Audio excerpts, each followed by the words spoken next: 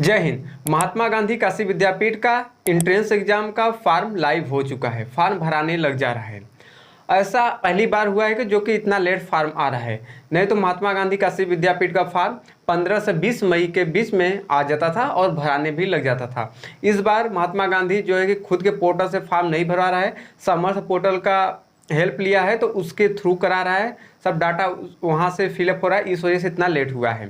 महात्मा गांधी के वेबसाइट पे admission 2024-25 mention हो गया था 30 मई 2024, लेकिन जब आप उस पर क्लिक कर रहे थे तो बस वेलकम कर रहा था, वेलकम टू MGKVP ऐसे ही हो रहा था, कुछ नहीं आ रहा था। फाइनली कल यानी कि 8 जून 2024 को फॉर्म लाइव हुआ है। तो फॉर्म भरने का जो प्रोसेस है वो आगे बताऊंगा। यहाँ पर आप टाइमिंग देख लीजिए। अगर आपको सिर्फ फॉर्म ही भरने के बारे में जानकारी चाहिए तो आप वीडियो को आगे स्किप करके देख लीजिए। अगर इन्फॉर्मेशन चाहिए तो इन्फॉर्मेशन मैं यहाँ दूंगा, फिर आगे चल के बताऊंगा कि कैसे फॉर्म भरना है। तो सबसे पहले देखते हैं फॉर्म कब तक भरा जाएगा और कब से स्टार्ट है। तो महात्मा गांधी तो बोल दिया है मुंह उठाकर 30 मई 2024 फॉर्म भराने लग जा रहा है, लेकिन तो एक्चुअल में ऐसा हो नहीं रहा है। फॉर्म भरा रहा है रियलिटी में 8 जून 2024 से और भराएगा 30 जून 2024 तक। इसमें डेट बढ़ भी सकता है। अब बात कर लेते हैं फीस कितना लगेगा फॉर्म भरने में।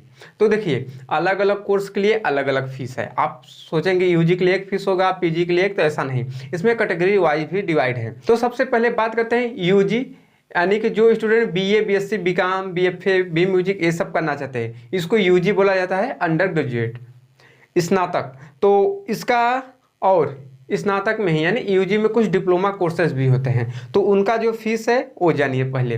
तो सबसे पहले ओबीसी और अनरिजर्व का फी देखते हैं। तो BFA B music BPEd BSc AG और BA LLB का फीस 850 रुपया है, बस इस 5 कोर्स का। बाकी जितने भी कोर्स बचे BA BSc BCom BCA इनका फीस है 650 रुपये। ये हो गया ओबीसी और अनरिजर्व के लिए। अब बात करते हैं SC और ST के लिए। तो उनके लिए BFA B music BPEd BSc AG और BA LLB का फीस 750 रुपये है। और बाकी जितने कोर्स बचे BA BSc BCom BCA इसका फीस है 550 रुपये। तो ये जो फीस है यूजी और यूजी डिप्लोमा जितने कोर्स है उसके लिए है। अब बात कर लेते हैं पीजी और पीजी डिप्लोमा के लिए क्या फीस है। तो सबसे पहले देखते हैं ओबीसी और अनरिजर्व का। इसमें MFA एम म्यूजिक और MPEd इसका फीस जो है 1050 रुपये है। और MA MSc MCom MCA जितने भी कोर्स हैं इसका फीस 850 रुपये है। अब बात कर लेते हैं SC ST के लिए। MFA एम म्यूजिक MPEd इसका फीस है 950 रुपये। और बाकी जितने अब कोर्स बचे MA MSc MCom MCA जितने भी, इसके बाद जितने भी डिप्लोमा वगैरह जो भी पीजी का कोर्स है उसका फीस है 750 रुपये। तो ये फीस से रिलेटेड हो गया। और कुछ प्रैक्टिकल वाले कोर्स हैं तो उनके लिए अलग से एग्ज़ाम होता है और रिटेन भी होता है, प्रैक्टिकल भी होता है, जिसमें कोर्स है BPEd और MPEd और M म्यूजिक और B music and M music. तो इनका जो है पेपर 2 पार्ट में होता है। फर्स्ट पार्ट जो होता है पेपर का वो रिटेन एग्जाम होता है 200 मार्क्स का, और 200 मार्क्स का होता है प्रैक्टिकल एग्जाम। तो उसके अकॉर्डिंग इनका मेरिट बनता है दोनों को ऐड करके। और जो स्टूडेंट हैं BFA और MFA ये लोग colour brush cloth drawing board pencil rubber etcetera ये सब जितने भी उनके काम वाले चीज़ होते हैं वो सब जरूर से लेकर एग्जाम में जाएंगे। अगर किसी कोर्स में स्टूडेंट अप्लाई कर रहे हैं और उसमें जितना सीट है, मान लो कि 50 सीट है, तो 100 स्टूडेंट या फिर 100 से कम स्टूडेंट यानी दोगुना या फिर दोगुने से कम स्टूडेंट रहते हैं, तो उस दशा में एंट्रेंस एग्जाम नहीं कराया जाएगा। उसके लिए महात्मा गांधी का अलग रूल होता है, उसके अकॉर्डिंग पे एडमिशन होता है, एंट्रेंस एग्जाम नहीं होता है और कोई फीस रिफंड नहीं किया जाता है। ये ध्यान रखना, सोच समझ के फॉर्म भरना। अब बात करते हैं रिक्वायर्ड डॉक्यूमेंट, क्या क्या डॉक्यूमेंट लगेगा। तो कास्ट सर्टिफिकेट लगेगा, जनरल कैटेगरी वालों का कास्ट सर्टिफिकेट नहीं लगता है। बाकी SC ST OBC और EWS इनका कास्ट सर्टिफिकेट लगता है, जो कि कास्ट सर्टिफिकेट 1 जुलाई 2021 के बाद का इशू होना चाहिए, उसके बाद का नहीं। यानी 1 जुलाई 2021 से इशू होना चाहिए, उसके पहले होता है अगर 30 मई 2021 तो वह वैलिड नहीं होगा, ये ध्यान रखना। अगर आप वीडियो अभी देख रहे हैं लास्ट डेट से बहुत पहले ही 1-2 हफ्ता पहले, तो अगर आपके पास कास्ट सर्टिफिकेट नहीं है तो जाके किसी साइबर से अप्लाई करा लीजिए। ऑलमोस्ट एक वीक में, एक हफ्ता में आपको कास्ट सर्टिफिकेट मिल जाएगा। और उसके बाद जो डॉक्यूमेंट लगता है क्लास 10, 12 और अगर आप पीजी का फॉर्म भर रहे हैं तो यूजी का रिजल्ट का फ़ोटो लगता है, जो कि पीडीएफ फार्म में भी जेपीजी फार्म दोनों में सपोर्ट हो जाता है। और जो उसका साइज़ होता है 10 KB से लेकर 500 KB के बीच में होता है। और आपके पास न्यू पासपोर्ट साइज़ फ़ोटो होना चाहिए और सिग्नेचर, इतना चीज़ होता है अपलोड करने के लिए। और उसके ही साथ साथ आपके पास चालू जीमेल आईडी जो कि आप यूज करते हैं, उसके ही साथ साथ चालू मोबाइल नंबर भी होना चाहिए। अगर कोई स्टूडेंट चाहता है 2 कोर्स का फॉर्म भरना तो वो बस एक ही फॉर्म भरेगा और फॉर्म भरने से पहले ये ज़रूर से देख लेगा कि उसका टाइम टेबल क्या है। ऐसा नहीं कि जो कोर्स 2 वो सेलेक्ट कर रहा है उसका टाइम और डेट सेम हो जाएगा तो ऐसे दशा में वो एग्ज़ाम नहीं दे पाएगा और ना ही महात्मा गांधी काशी विद्यापीठ टाइम टेबल में बदलाव करेगा। और उसके बाद प्रवेश के टाइम एक बात जरूर ध्यान रखना, जो आप लोग फीस पेमेंट करेंगे वो रिफंड नहीं होता है, ना ही किसी दूसरे कोर्स में भी ट्रांसफ़र होगा, ये बात ध्यान रखना। तो ये हो गई महात्मा गांधी से रिलेटेड जितने भी इंफॉर्मेशन थे इम्पॉर्टेंट वाले। आपको पूरा इस पीडीएफ का लिंक मिल जाएगा वीडियो डिस्क्रिप्शन बॉक्स में, वहाँ से पीडीएफ आप डाउनलोड करके पढ़ सकते हैं। महात्मा गांधी में कितने सीट है, कितने फीस लगते हैं, क्या सिलेबस है, ये सब कुछ आपको वीडियो डिस्क्रिप्शन बॉक्स में मिल जाएगा। या फिर आप MGKVP वाला टेलीग्राम चैनल ज्वाइन कर लीजिए, वहाँ से आपको PDF मिल जाएगा। तो फाइनली अब बात करने लग जाते हैं फॉर्म को कैसे भरना है। तो आपको जाके किसी भी ब्राउज़र, वैसे क्रोम ब्राउज़र यूज करें तो ज़्यादा बेटर है। क्रोम ब्राउज़र ओपन करना, वहाँ 3 डॉट में जाना, डेस्कटॉप मोड इनेबल कर लेना, डेस्कटॉप साइट। फिर उसके बाद आप सर्च करना MGKVP, या फिर वीडियो डिस्क्रिप्शन बॉक्स में भी लिंक मिल जाएगा वेबसाइट का भी, यानी महात्मा गांधी की वेबसाइट का भी, और फॉर्म भरने का भी लिंक, दोनों लिंक मिल जाएगा। तो आप महात्मा गांधी की वेबसाइट पर जाएंगे तो वहाँ आपको नीचे दिखेगा एडमिशन 2024-25, आप उस पर क्लिक करेंगे तो आपको वो रीडायरेक्ट करेगा समर्थ पोर्टल पे। जब आप समर्थ पोर्टल पे जाएंगे तो वहाँ आपको ब्लैंक दिखने लग जाएगा। जब अभी मैं वीडियो बनाने लग जा रहा हूँ, जब का स्क्रीनशॉट वगैरह सब लिया हूँ, तब तक तो ब्लैंक है, तो उससे आपको कोई दिक्कत नहीं है। आप देखेंगे राइट साइड में 3 लाइन बना होगा, जिस पे आप क्लिक करेंगे वहाँ होम, पब्लिक नोटिस, ये सब आता है। वहीं पे नीचे आएगा न्यू रजिस्ट्रेशन और लॉगिन, तो आपको न्यू रजिस्ट्रेशन पर क्लिक करना है। जब आप न्यू रजिस्ट्रेशन पर क्लिक करेंगे तो इसमें आपको लेफ्ट साइड में कुछ इंस्ट्रक्शन दिखाएगा जो कि आपको जान लेना जरूरी है। जो आपका नाम क्लास 10 के रिजल्ट पे होगा सेम वही नाम डालना। आधार कार्ड में अगर गलत नाम होगा तो मत डालना, क्योंकि 10th के रिजल्ट से ही नाम यहाँ मैटर करता है और डेट ऑफ बर्थ भी। और आप ईमेल आईडी रनिंग, यानी जो चल रहा होगा वो ईमेल एड्रेस देना, और उसके ही साथ साथ ईमेल आईडी से ही लॉगिन होगा, इसमें मोबाइल नंबर से लॉगिन नहीं होगा, ये ध्यान देना। और क्रोम ब्राउज़र में यूज़ तो कर ही रहे होगे। तो अब देखते हैं रजिस्ट्रेशन में क्या क्या फिल करना है। सबसे पहले आप पूरा वीडियो देख लो, फिर उसके बाद जाके फॉर्म भरना। ये मत गलती कर लेना कि वीडियो आधा अधूरा देखे जाके फॉर्म भरने लगने फिर गलती कर लेना। अगर ये सब सबमिट हो जाएगा तो बाद में एडिट नहीं होगा, तो ध्यान देना, दिक्कत हो जाएगा। सबसे पहले एप्लीकेंट का फुल नेम, यानी आपका फुल नेम डालना होगा। जो 10th के रिजल्ट होगा वही नाम डालना, सेम टू सेम वैसे ही। फिर आ जाता है date of birth. Date of birth में 3 बॉक्स होता है, जिसमें कि फर्स्ट वाले में डेट सेलेक्ट करना होता है, सेकेंड वाले में मंथ, और थर्ड वाले में ईयर सेलेक्ट करना होता है। फिर उसके बाद आ जाता है ईमेल आईडी डालने के लिए, तो ईमेल आईडी सही डालना, मिला लेना। फिर उसके बाद री इंटर, यानी दोबारा से ईमेल आईडी डालने के लिए आता है। फिर उसके बाद आ जाता है पासवर्ड क्रिएट करने के लिए। तो देखो पासवर्ड स्ट्रांग होना चाहिए। मान लो कि जैसे आप पासवर्ड बनाते हो ABCD स्पेशल कैरेक्टर 1 2 3, यानी तीनों मिक्स होना चाहिए, अल्फ़ाबेट, न्यूमेरिकल और स्पेशल कैरेक्टर, इसको जरूर से ध्यान में देना। फिर उसके बाद पासवर्ड री इंटर करेंगे, फिर उसके बाद मोबाइल नंबर डालेंगे, फिर मोबाइल नंबर री इंटर करेंगे। ये सब मिला लेना सही है कि नहीं। जब सही रहता है तो कैप्चा डाल के रजिस्टर करेंगे। जब आप रजिस्टर करेंगे तो ईमेल आईडी पर OTP जाता है। ईमेल आईडी आप ओपन करके देखेंगे तो वहाँ पर OTP गया रहेगा, जो कोई 6 डिजिट का होता है। उस OTP को आप डालेंगे, फिर उसके बाद कैप्चा डालेंगे, फिर उसके बाद सबमिट OTP करेंगे, तो आपका रजिस्ट्रेशन सक्सेसफुली हो जाता है। अब आ जाता है आपको लॉगिन करने के लिए, तो ये डायरेक्ट आ जाता है होम पेज पे, जहाँ से आप समर्थ पोर्टल पे रिडायरेक्ट हुए थे महात्मा गांधी की वेबसाइट पे। तो वहाँ राइट साइड में जाएंगे, जो 3 लाइन है उस पर जब क्लिक करेंगे तो वहाँ आपको अब नीचे दिखेगा लॉगिन, और ऊपर तो न्यू रजिस्ट्रेशन रहेगा, तो आपको लॉगिन पर क्लिक करना है। जब आप लॉगिन पर क्लिक करेंगे तो आपके सामने पेज ओपन होगा, वहाँ पर आपको ईमेल आईडी डालना होगा, जो ईमेल आईडी अभी डालकर रजिस्ट्रेशन किए थे। फिर उसके बाद पासवर्ड डालना होगा, फिर कैप्चा डालना होगा, फिर उसके बाद लॉगिन पर क्लिक करना होगा। जब आप लॉगिन पर क्लिक करेंगे तो आपके सामने डैशबोर्ड ओपन हो जाएगा। तो यहाँ पर आप देखेंगे फार्म स्टेटस, फिर इधर राइट साइड में फार्म, सेलेक्ट प्रोग्राम, पेमेंट, ये सब दिखाता है। तो आपको प्रोफाइल पे क्लिक करना है। जब आप प्रोफाइल पे क्लिक करते हैं तो यहाँ पर्सनल डिटेल आ जाता है। पर्सनल डिटेल में नेम तो आपको ऑलरेडी सबमिट मिलेगा, जो कि रजिस्ट्रेशन टाइम पे हो गया था। फिर उसके बाद जेंडर सेलेक्ट करना होता है, जेंडर सेलेक्ट कर लेना।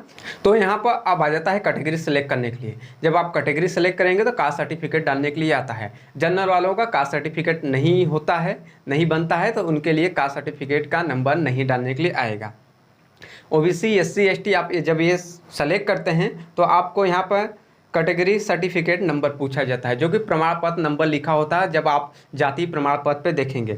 और वहाँ पर इशू डेट जो कि राइट साइड में होता है, वहाँ आप देखेंगे तो इशू डेट यानी कि जारी जो डेट होता है वो दिखाएगा, तो डेट डालना होता है। फिर आप यहाँ चाहेंगे तो अल्टरनेट ईमेल आईडी भी डाल सकते हैं और अल्टरनेट मोबाइल नंबर भी डाल सकते हैं, चाहे पेरेंट का चाहे गार्जियन का डाल सकते हैं। अगर आपको अपना ब्लड ग्रुप पता है, O+, O नेगेटिव, A+, जो भी आपका होगा तो उसको सेलेक्ट करेंगे। अगर नहीं मालूम है तो नॉट नोन करके छोड़ देंगे। फिर उसके बाद आ जाता है are you citizen of India, जिसको एस सेलेक्ट करेंगे क्योंकि आप इंडियन ही होंगे। फिर उसके बाद रिलीजन आ जाता है सेलेक्ट करने के लिए, जो होंगे हिंदू, मुस्लिम, सिख जो भी होंगे उसको सेलेक्ट कर लेंगे। फिर उसके बाद नीचे आ जाता है फैमिली डिटेल। फैमिली डिटेल में मदर्स नेम पूछा जाता है और मदर्स का अगर मोबाइल नंबर डालना चाहते हैं तो दे सकते हैं, ये ऑप्शनल है, ज़रूरी नहीं है। फिर उसके बाद फादर्स नेम आ जाता है, फिर उसके बाद फादर्स का मोबाइल नंबर आ जाता है, ये भी ऑप्शनल है। लेकिन यहाँ पे पेरेंट गार्जियन का एक मोबाइल नंबर देना ज़रूरी है, तो उसको ज़रूर से देना क्योंकि मैंडेटरी है, इसके बिना फॉर्म सबमिट नहीं होगा। फिर उसके बाद आ जाता है, नीचे पूछता है कि आप कभी महात्मा गांधी में इनरोल थे, यानी इसके पहले इनरोल थे, यानी उससे कोई कोर्स किए हैं। अगर किए हैं तो यस सेलेक्ट करेंगे, अगर नहीं किए हैं तो नो सेलेक्ट करेंगे। फिर उसके बाद अदर कैटेगरी कोटा आ जाता है, जैसे कि आप पर्सन विच बेंचमार्क डिसेबल हैं, अगर आप विकलांग हैं तो उसको जो होगा उसको सेलेक्ट करेंगे, नहीं हैं तो नॉट अप्लीकेबल सेलेक्ट करेंगे।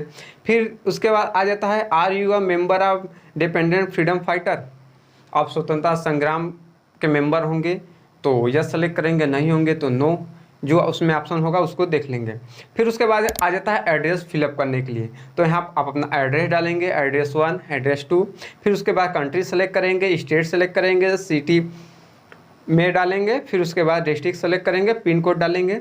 अगर आपका परमानेंट एड्रेस और करेंट एड्रेस दोनों सेम है तो यहाँ परमानेंट एड्रेस करके वहाँ पर क्लिक बॉक्स देता है, उस पर आप टिक कर देंगे। जो ऊपर भरे हैं वो एड्रेस यानी टेम्प्रोरी एड्रेस, जो करंट एड्रेस वो वाला शिफ्ट हो जाता है परमानेंट में। अगर दोनों अलग अलग है तो दोनों अलग अलग में भरना, वो आपके ऊपर डिपेंड करता है, उससे कोई दिक्कत नहीं है।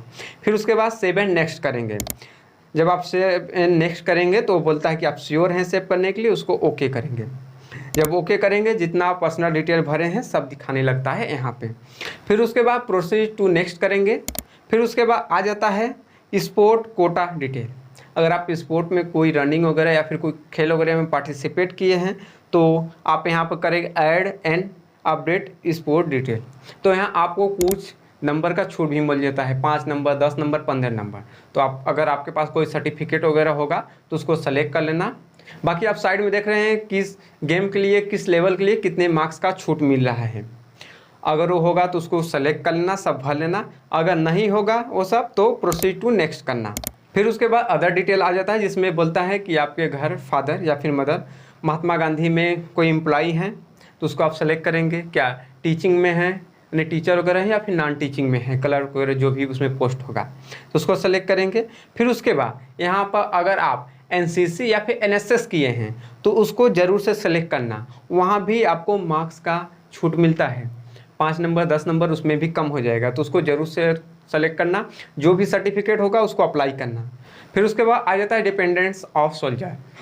अगर सोल्जर्स भी डिपेंडेंट्स होंगे तो यस करेंगे, नहीं होंगे तो इसको नो करेंगे।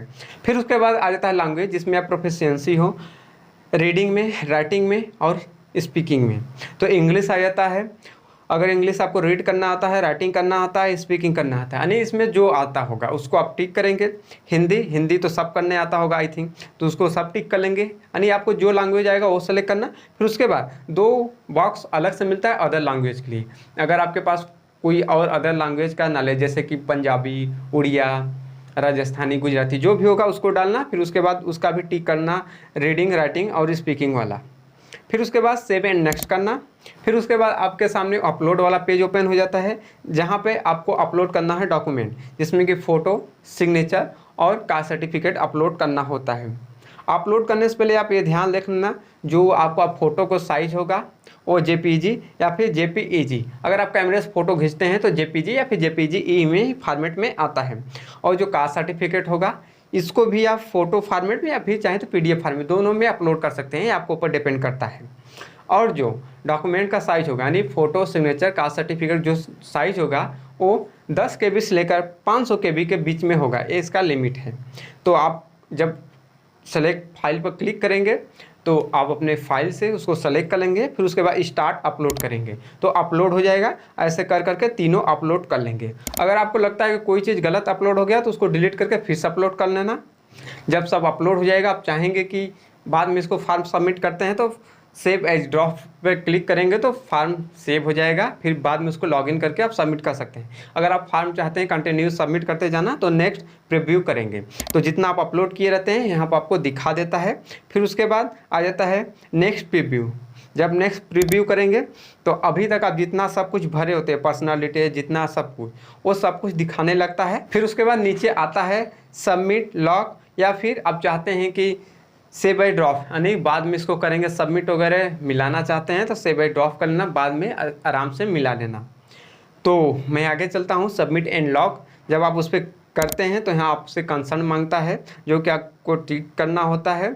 और ध्यान देना होता है कि जब आप यहाँ पर सबमिट और लॉक कर देंगे तो फॉर्म फिर एडिट नहीं होगा, ये ध्यान देना। फिर उसके बाद कंसर्न देकर कन्फर्म एंड लॉक करना, तो आपका जो फॉर्म है फाइनल सक्सेसफुली सबमिट हो जाता है। फिर यहाँ पर प्रोग्राम आ जाता है। प्रोग्राम लेवल आता है जिसमें कि यूजी पीजी होता है। तो आप अगर बीए बीएससी बीकॉम के लिए है तो आप करेंगे बैचलर अंडर ग्रेजुएट प्रोग्राम। तो फिर आ जाता है नीचे प्रोग्राम। प्रोग्राम में आता है कोर्स बीए बीएससी बीकॉम, जो भी कोर्स रहेगा उसको आप सेलेक्ट कर लेंगे। और वहीं पे नीचे क्राइटेरिया दिखा देता है कि 12th में क्या होना चाहिए, कौन सब्जेक्ट होना चाहिए, ये सब दिखा देते हैं। फिर उसके बाद स्टडी सेंटर आ जाता है कि जैसे बीए में 3 सेंटर दिखाएगा, बीएससी में 1 दिखाता है। तो ये होता है कि आपका किस डिपार्टमेंट में एक कोर्स चलेगा, तो आपको जो सही लगेगा उसको सेलेक्ट कर लेना। जिसका में 1 होगा तो उसका कोई बातें नहीं, जिसके में 2-3 होगा वो अपना देख कर सेलेक्ट कर लेगा। फिर उसके बाद प्रोसीड करेगा। जब प्रोसीड करेगा तो आपके सामने ये प्रोग्राम सिलेक्शन पूरा आ जाएगा। देख लेना आपका सही है कि नहीं। अगर सही होगा आपका प्रोग्राम तो नेक्स्ट करना, अगर नहीं सही होगा तो उसको अपडेट कर लेना। जब आप नेक्स्ट करेंगे तो आपके सामने यहाँ पर्सनल डिटेल में आ जाएगा, फिर वहाँ आपको उसको नेक्स्ट करना होगा। फिर उसके बाद एकेडमिक डिटेल वाले सेक्शन में आप आ जाते हैं, तो यहाँ पर आपका रोल नंबर, बाकी जितने मार्क्स होते हैं सब अपलोड करना होता है। तो सबसे पहले आ जाता है एप्लीकेबल एलिजिबिलिटी क्राइटेरिया, तो उसको आपको सेलेक्ट करना होगा, यानी उसको आप टिक करेंगे। फिर नीचे आ जाता है क्वालिफिकेशन डिटेल, एक्स यानी 10 या फिर उसके इक्विवेलेंट कोई कोर्स है, तो आपका 10th ही होगा। तो आपको सेलेक्ट करना होगा पासिंग ईयर, तो पासिंग ईयर आपका जो होगा उसको सेलेक्ट करेंगे। फिर उसके बाद आ जाता है परसेंटेज भरने के लिए, तो आप परसेंटेज भरेंगे। जैसे सीबीएसई बोर्ड वाले स्टूडेंट होंगे तो उनका जो परसेंटेज नहीं होगा, सीजीपीए मिला होगा, तो सीजीपीए को परसेंटेज में कन्वर्ट करके तब फिर भरना जो रूल होगा। फिर उसके बाद आपका क्लास 10th में डिवीजन क्या, फर्स्ट सेकेंड थर्ड जो होगा उसको डालेंगे, यानी सेलेक्ट करेंगे। फिर उसके बाद इंस्टीट्यूशन, यानी आप किस कॉलेज से पढ़े हैं उसका नाम डालेंगे। फिर आपका कौन सा बोर्ड रहा है, यूपी बोर्ड, सीबीएसई बोर्ड, जो भी बोर्ड होगा उसको डालेंगे। फिर उसके बाद आ जाता है सब्जेक्ट कम्बिनेशन, यानी कौन सा सब्जेक्ट आपका रहा है क्लास 10th में, फिर उसको डालेंगे। फिर उसके बाद नीचे आ जाता है रोल नंबर डालने के लिए, तो क्लास 10th का रोल नंबर डालेंगे। फिर उसके नीचे आ जाता है क्लास 12 का डालने के लिए, तो आप वहाँ पे क्वालिफिकेशन स्टेटस, यानी कि आपका अपेयरिंग है या फिर पास। आई थिंक सब लोग तो पास ही हो गए होंगे, पास सेलेक्ट करेंगे, पासिंग ईयर सेलेक्ट करेंगे। फिर कौन सा बोर्ड है वो सेलेक्ट करेंगे, रोल नंबर डालेंगे, रजिस्ट्रेशन नंबर यानी रोल नंबर ही डालेंगे। फिर उसके बाद आपको परसेंटेज डालना होगा। अगर CGPA में है तो उसको कन्वर्ट करना होगा परसेंटेज में, फिर परसेंटेज डालना होगा।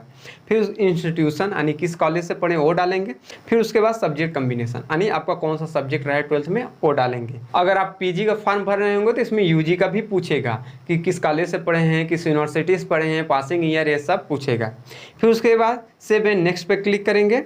फिर उसके बाद जितना आप सब भरे रहते हैं वो सब यहाँ दिखाता है। फिर उसके बाद नेक्स्ट क्लिक करेंगे। सब कुछ फिल करने के बाद एक बार मिला लेना, रोल नंबर वगैरह सब कुछ सही है, पासिंग ईयर वगैरह। फिर उसके बाद सेव एंड नेक्स्ट करना। जब हम सेव एंड नेक्स्ट करते हैं तो जो आप फिल किए रहते हैं सब आपके सामने यहाँ पे आ जाता है। फिर उसके बाद आ जाता है अदर डिटेल।